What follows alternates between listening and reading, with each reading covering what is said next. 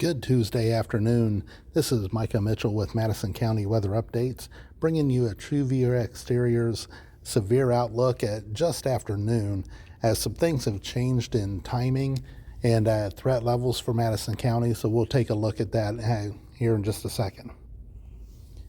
Here's a look at the Storm Prediction Center's Day 1 outlook for severe. Madison County is in a marginal risk for severe. That's really going to be overnight tonight. The main threats this afternoon and evening will be across much of Illinois, back into Iowa and northern Missouri, where there's elevated tornado risk back over much of Iowa and northwestern Illinois. There's also quite the threat for damaging winds and large hail out in that area. Here in Madison County, our main threat overnight tonight and tomorrow is going to be mostly damaging wind and maybe some isolated hail. As we take a look, as we get into the early hours of tomorrow, that threat for us will be in the early hours with the marginal risk carrying in, and then tomorrow afternoon perhaps down in southern Indiana with very little in tornado risk. Again, damaging winds and maybe some hail being our threats here.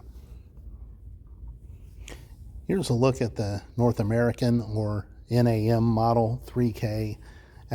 Looking at the storm chances simulator radar from late this evening, really kind of starting in the 7 p.m. time frame, going through the overnight hours. Here's about 2 a.m., 3 a.m., and 4 a.m., ending at 5 a.m. And you can see the line of storms progressing out of the higher risk areas, and by the time they're getting into our region, they're beginning to fall apart. The high resolution rapid refresh model actually really isn't even this aggressive with it. So we'll see how things develop as we get later into the afternoon and into the evening. But right now our risk is looking pretty low just because of the overnight timing.